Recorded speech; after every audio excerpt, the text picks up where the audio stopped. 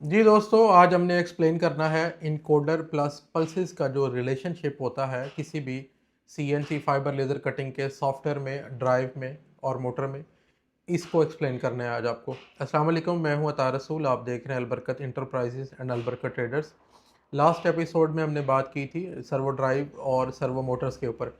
ये हमारा एपिसोड 49 है। इसमें हमने इनकोडर के ऊपर खासकर बात करनी है, जो इसकी पल्सेस होती हैं सॉफ्टवेयर में, ड्राइव में और इनकोडर वाली साइड पे इनका क्या रिलेशनशिप होता है।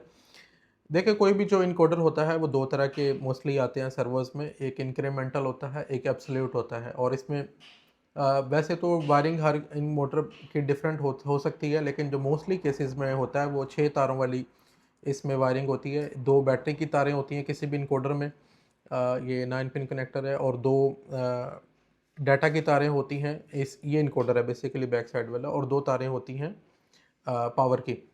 और ये यहाँ पे आके किसी भी ड्राइव के साथ ऊपर की तरफ यहाँ पे कनेक्ट हो जाता है। ठीक है। और यहाँ से कनेक्ट होने के बाद इसकी एक प्रॉपर फीडबैक हमें हमारे सॉफ्टवेयर में भी चाहिए होती है। किस लिए चाहिए होती है? कि ये हमें ये कंफर्मेशन मिल जाए कि मोटर उतना ही मूव हुई है जितना हमने सॉफ्टवेयर से मूव करवाया है, ताकि हमें एक्यूरेसी मिल सके। अब इसके दो तरीके हैं। अगर हम ईथरकैट पे चला रहे हैं तो ईथरकैट तो हमें डाटा के थ्रू वैसे ही इन्फॉर्म कर देगा। अगर हम पल्स बेस पे हैं तो फिर इन तारों के ज़रिए हमें इनकोडर की भी 6 या 8 तारें जो हैं वो कनेक्ट करनी पड़ेंगी अपने कंट्रोलर के साथ। और फिर यहाँ से वो फीडबैक जाती है हमारे उस सॉफ्टवेयर के अंदर। जैसे कि अगर मैं आपको यहाँ पे दिखाऊं तो ये 1 टर्न पल्सेस नंबर है, यानी कि एक टर्न पे कितनी पल्सेस हो सकती हैं। ये पल्सेस बहुत ज़्यादा भी हो सकती हैं और बहुत कम भी हो सकती हैं, करोड़ों में भी हो सकती हैं और लाखों में भी हो सकती हैं। ठीक है। अगर हम इसके ऊपर क्लिक करें तो ये देखेंगे ना आप, यहाँ पे 1,28,000, 83,000, 8 लाख, ये मुख्तलिफ़ तरह की पल्सेस जो है ना वो इसमें शो होती हैं। मोटर के ऊपर डिपेंड करता है कि किस ब्रांड की है, क्या उसका मॉडल है और कितनी पल्सेस पे वो चल सकती है। जितनी ज़्यादा पल्सेस होंगी उतनी ज़्यादा एक्यूरेसी मिल सकती है। अच्छा, ये पल्सेस जो हम देते हैं मीन्स कि हमने 10,000 पल्सेस इनपुट दी, तो 10,000 ही हमारे पास इनकोडर से फीडबैक में वापसी भी आनी चाहिए। अगर ये पल्सेस में कोई वेरिएशन आती है, चेंजेस आते हैं, ये पल्सेस मैच नहीं होती हमारे इनपुट और आउटपुट, तो फिर मशीन हमारी सही नहीं चलती। मोस्टली रे टूल्स का सॉफ्टवेयर कॉन्फ़िगर करते वक्त लोगों को ये मुश्किल होती है कि फॉलो ज़ीरो का एक एरर आ रहा होता है, जॉइंट फॉलो ज़ीरो के नाम से एरर आ रहा होता है। तो वो बेसिकली इसी वजह से होता है कि ये पल्सेस मैच नहीं हो रही थी। मोटर के पैरामीटर और सॉफ्टवेयर के पैरामीटर डिफरेंट होते हैं। इनकोडर की डायरेक्शन भी हो सकती है चेंज, वो भी सॉफ्टवेयर में दिया हुआ है, वहाँ से हम चेंज कर सकते हैं। पल्सेस का रिलेशनशिप यही होता है कि ये फीडबैक देती है। एक रिलेशनशिप इसका ड्राइव के साथ होता है।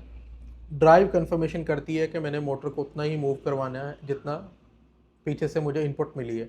फिर ड्राइव फीडबैक भी कर रही होती है सॉफ्टवेयर को भी, हाँ जी मोटर उतना ही मूव हुई है जितना आपने इनपुट दी थी। अगर इसमें वेरिएशन आती है तो हमारा सॉफ्टवेयर फिर हमें प्रॉपर तौर पे एरर की सूरत में आगाह करता है, और हमारी फ्लाई कटिंग वगैरह और बहुत सारे फीचर जो हैं वो उसी वक्त पॉसिबल होते हैं जब ये हमारी 100% मैच हो रही होती हैं। एक और एरर आता है, उसमें ये होता है कि Y1 या Y2 की जो ड्राइव होती है मोस्टली उसमें एरर आ रहा होता है। डिस्प्ले पे पल्सेस आ रही होती हैं यहाँ पे अक्सर मोटरों के। तो ये Y1 और Y2 में बेसिकली बाज़-औक़ात ये होता है कि हमारी इनपुट और आउटपुट पल्सेस दोनों मोटरों की सेम नहीं होती। मतलब एक मोटर पे अगर आउटपुट पे 10,000 पल्सेस आ रही हैं तो दूसरी पे मे बी 11,000 आ रही होती हैं, या बड़े कम नंबर का 10-15 का फ़र्क होता है। तो वो एक ख़ास नंबर की हद तक तो सॉफ्टवेयर उसको इग्नोर करता है, लेकिन अगर वो फ़र्क ज़्यादा आने लग जाए तो फिर उसका एरर हमें रिपोर्ट करता है कि ये आपकी किसी मोटर में प्रॉब्लम है, आपके वाई की दोनों साइडें बराबर नहीं चल रही। तो उस केस में फिर हमें अपने ड्राइव के पैरामीटर, मोटर और सारी चीज़ों को चेक करना पड़ता है।